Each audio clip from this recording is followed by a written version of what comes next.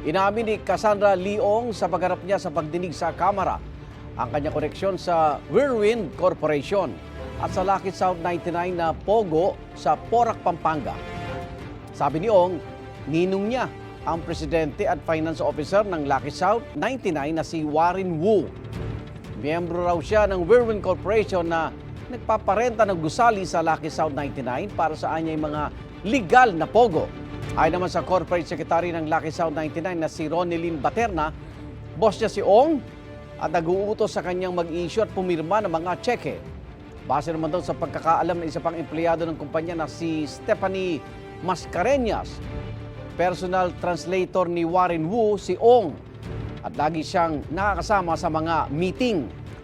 Pinatotohanan naman ni Ong ang sinabi ni Sheila Guo sa Senado na kasintahan niya si Wesley Guo, ang kapatid ni dismissed Bamban Mayor Alice Guo. Pero hindi raw sila close o malapit ni Alice.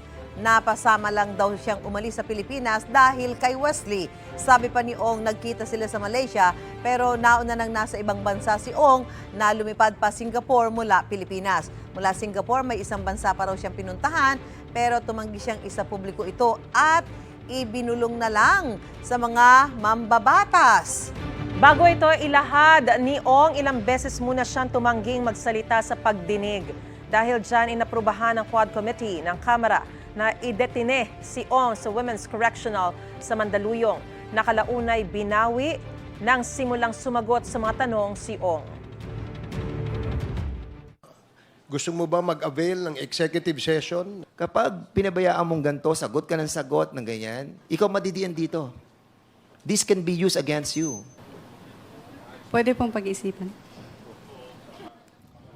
Sige, but again, we will be warning you. Igan, mauna ka sa mga balita. Mag-subscribe sa GMA Integrated News sa YouTube. Sa mga kapuso abroad, subaybayan nyo kami sa GMA Pinoy TV at sa www.gmanews.tv.